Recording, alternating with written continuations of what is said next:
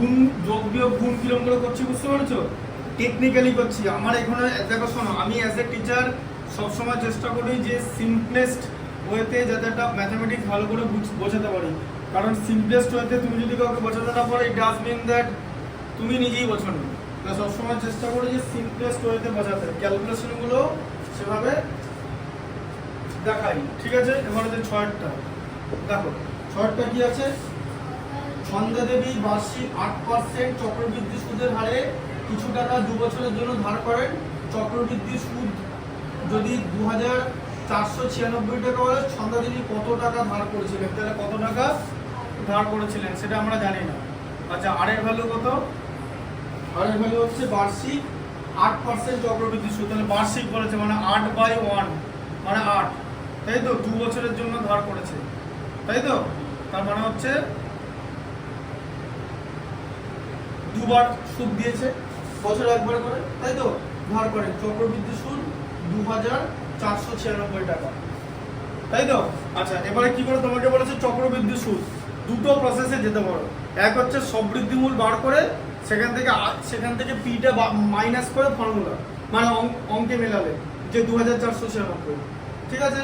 আর না হলে এসআই এর ফর্মুলায় দুবার সুদ বার করে, ঠিক আছে, দিয়ে দুটো সুদ অ্যাড করে 2496, দুটো ফর্মুলা হয়, ঠিক আছে? আচ্ছা, সেই প্রসেস দুটো হয়, সেই দুটো প্রসেস আমি দেখিয়ে দিচ্ছি। আচ্ছা, এটা দুটো প্রসেস দেখাচ্ছি। প্রসেস 1, আমরা কি করবো? অ্যামাউন্ট বার করবো, তাই তো? পি আর টি পেয়ে গেছি তো? P into 1 plus r/100 into T whole to the power T. আচ্ছা, তাহলে অ্যামাউন্ট ইকুয়াল টু কত হচ্ছে? পি 1 প্লাস আর এর ভ্যালু 8, তাই তো? আর টি এর ভ্যালু হচ্ছে 2। আচ্ছা, তাহলে অ্যামাউন্ট কত হচ্ছে? 1 প্লাস 8, আবার প্রকৃত ভগ্নাংশ আছে 1 হোল 8/100 তার হোল স্কয়ার। আচ্ছা, তাহলে কত হচ্ছে? 108/100 তো, তাই তো? 100 কে 100 প্লাস 8। আচ্ছা, এটা কতবার হবে? দুবার হবে তো? হবে তো দুবার? হ্যাঁ। আচ্ছা, তাহলে অ্যামাউন্ট কত হলো? 108 এর স্কয়ার আমি কত বলেছিলাম? 11664। পি গুণ করে পি করে দিলাম, নিচে 10000, তাই তো? 100 ইন্টু 100 হলো তো? করা যেত? আচ্ছা, এই টাকাটা কি হলো? অ্যামাউন্ট বেরিয়েছে তো? আচ্ছা, তাহলে এবারে অ্যামাউন্ট থেকে আমি যদি পি বাদ দিয়ে দিই, তাহলে আমি পাবো তো চক্রবৃদ্ধি সুদ পাবো তো? এই যে এটা ফর্মুলা তো, যে সমূল চক্রবৃদ্ধি থেকে আসল বাদ দিলে চক্রবৃদ্ধি সুদ পাওয়া যাবে তো? হ্যাঁ, তাই তো? আগে পড়েছে এই যে সিআই, সমূল চক্রবৃদ্ধি মাইনাস আসল, তাই তো? এই যে সমূল চক্রবৃদ্ধি মাইনাস আসল ইকুয়াল টু কম্পোনেন্ট ইন্টারেস্ট। তোমাকে এই চক্রবৃদ্ধি সূত্রটা জিজ্ঞেস করেছে যে চক্রবৃদ্ধি সুদ 2496 টাকা হলো, তাই তো? তাহলে এবারে অ্যামাউন্ট কত ছিল? 11664 P by 10000 minus P equal to চক্রবৃদ্ধি সুদ তো, তার ভ্যালু কত? 2496 তো? হ্যাঁ, চক্রবৃদ্ধি সুদের ভ্যালু বইতে দেওয়া আছে তো? আচ্ছা, পি মানে পি বাই 1, 10000 হচ্ছে এখানে লসাগু, 10000 এর মধ্যে 10000 একবার যায়, তাই 11664 পি হবে। 10000 এর মধ্যে এক কতবার যায় বলো? 10000 এর মধ্যে এক কতবার যায় মানে কি? 10000 কে 1 দিয়ে ভাগ করলে কত হবে? 10000, ব্যাস। 10000 ইন্টু পি কত হয়? 10000, তাই তো? আচ্ছা, এগুলো মনে মনে লিখে লিখে করবে, মানে তুমি যখন অঙ্কটা করবে মনে মনে হিসাব করবে, আবার জোরে জোরে বলো না, তাহলে ক্লাসে তো লোকে শুনতে পেয়ে যাবে, ঠিক আছে? আচ্ছা, তাহলে এটা কত হলো? 4টে জিরোকে এই 4টে সংখ্যা রিপ্লেস করে দেবে, আর 1 থেকে 1 কেটে গেল, তাই তো? 1664 পি, তাই তো? বিয়োগ করলে, বিয়োগটা ভালো করে দেখে নাও, ওটা তো আবার ভুল করো না। এই যে 11664 থেকে যদি 10000 বাদ দিই, কি বললাম? এই নাম্বারগুলো পরপর নিচে নেমে যাবে, ঠিক আছে? ঠিক আছে, বুঝতে পারলে? 4 মাইনাস 0 4, 6 মাইনাস 0 6, 6 মাইনাস 0 6, 1 মাইনাস 0 একবার, 1 থেকে 1 বাদ দিলে 0, ঠিক আছে? আচ্ছা, এটা ইকুয়াল টু কত হবে? এটা নিচে ছিল, এটা ওপরে গুণ হয়ে যাবে,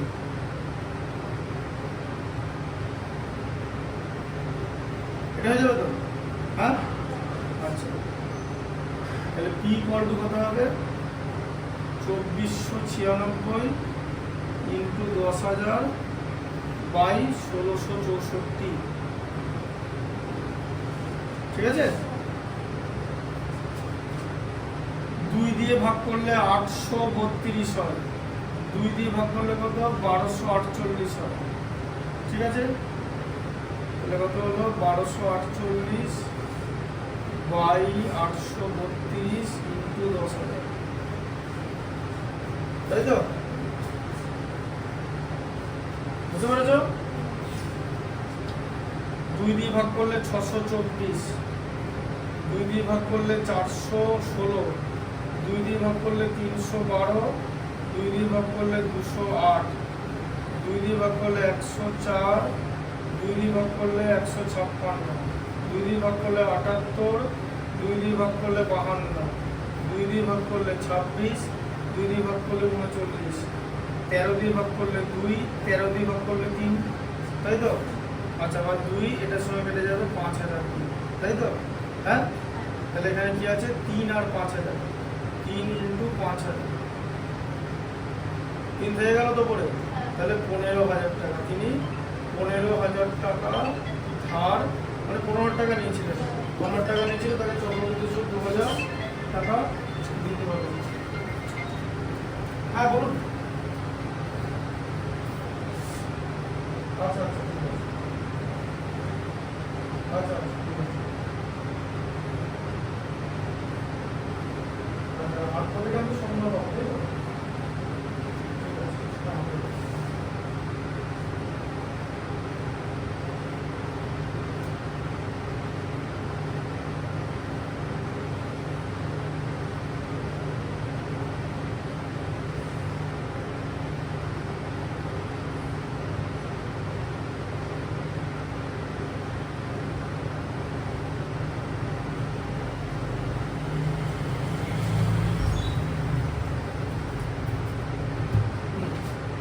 ঠিক আছে, তাহলে হচ্ছে 15,000 টাকা, তাহলে 15,000 টাকা তিনি নিয়েছিলেন, ঠিক আছে? এটা হচ্ছে প্রসেস 1।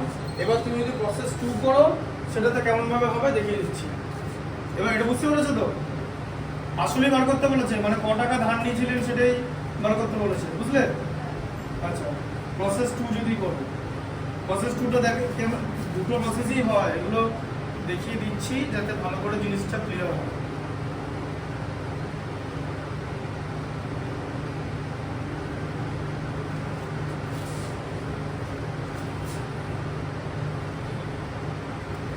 প্রথম সিম্বল ইন্টারেস্ট করে বলেছিলাম তো, টি এর ভ্যালু 1 ধরতে হবে তো, পরপর ভাগ করা হবে তো, ভাগ করা হবে তো, তাহলে এসআই। আচ্ছা, এটা হচ্ছে process 2, process 2 P R T by 100 তো, তাহলে পি ইন্টু 8 ইন্টু 1 বাই 100, তাহলে কত? 8 পি বাই 100 তো, হ্যাঁ? আচ্ছা, নেক্সট ইয়ার মানে সেকেন্ড ইয়ারের পি মানে আসল, ওটা তো বেড়ে যাবে। আগের বছরের যে আসল টাকাটা ছিল তার সঙ্গে এই সুদটা যোগ হবে তো, তাই তো? চক্রবৃদ্ধি সুদ আসলের পরিমাণ বাড়ে, তাই তো? তাহলে কত হচ্ছে? 100-র মধ্যে 100 বার যায় 100 পি, তাই তো? 100-র মধ্যে 101 বার যায় 8 পি, যোগ করলে কত? 108 পি বাই 100 হলো 108 পি বাই 100, এটা সেকেন্ড ইয়ার আসল। আচ্ছা, আবার আর এর ভ্যালু 8, টি এর ভ্যালু 1 তো। আচ্ছা, পরের বছরের এসআই কত? পি ইন্টু আর ইন্টু টি, 1 বছর করে নিচ্ছি বলে সিম্পল ইন্টারেস্ট হয়ে যাচ্ছে, বুঝতে পারছো? আচ্ছা, পি এর জায়গায় কত বসাবো? এইটা তো বেড়ে গেল তো, এই যে আসল বেড়ে গেল তো। এখন তো পি এর ভ্যালু তো এইটা, আর এর ভ্যালু 8, টি এর ভ্যালু 1 বাই 100, ঠিক আছে? আচ্ছা, তাহলে কত হলো? 108 পি বাই 100 ইন্টু 8 ইন্টু 1/100, তাই তো? 100-এর নিচে আছে, এটাকে আবার কেটে দিও না। 100-টা নিচে আছে, নিচে এটাও নিচে আছে, দুটো 100-ই নিচে। 8-কে 8 দিয়ে কত হয়? 108-কে 864 পি বাই 10,000, তাই তো? 100-110,000 তো, তাহলে এটা এসআই তো, তাহলে দুটো এসআই অ্যাড করো। এই যে সিআই মানে কি? দুখানা এসআই তো, হ্যাঁ? চক্রবৃদ্ধি তো, দুটো এসআই অ্যাড করতে হবে তো, মানে দুটো সুদ অ্যাড করেই তো চক্রবৃদ্ধি সুদ হচ্ছে, কারণ 2 বছর নিচ্ছি। এই দুটো সুদ অ্যাড করতে হবে, ঠিক আছে? দুটো সুদ অ্যাড করো, তাহলে একটা সুদ কত? 80/100 প্লাস একটা কত? 864p/10,000, ঠিক আছে? এই দুটো অ্যাড করে না 2496 আসবে তো, ঠিক আছে? চক্রবৃদ্ধি সুদ, বুঝলে? ইকুয়েশন চেঞ্জ হয়ে গেল, তারপর আমি অন্য মেথডে গেছি। তাহলে দুটোকে অ্যাড করো, 10,000 হচ্ছে লসাগু, তাই তো? দুটো শূন্য মানে 100 বার গুণ হবে 800p, আবার 10,000-কে 10,000 একবার যায় 864p, তাহলে কত হলো? 800 প্লাস 864, 8 16, এই দেখো শেষ পর্যন্ত একই জিনিস চলে এলো, দেখলে? 1664p, ওই যে ওটাই চলে এলো, আগেরটাই চলে এলো কিন্তু, ইন্টু 10,000, তাই তো? তাহলে সেখান থেকে পি এর ভ্যালু কত হবে? 2496 ভাজিত 1664 ইন্টু 10,000, তাই হচ্ছে তো, তাই তো হচ্ছিল হিসাবটা।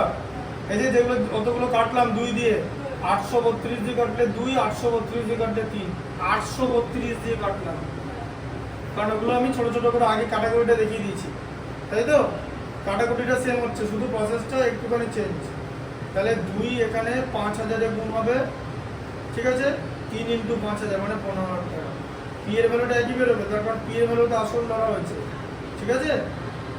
বুঝতে পারলে? এই যে পি এর ভ্যালু, এটা পি টাকা পড়েছিল, বুঝলে এবার কনসেপ্টটা?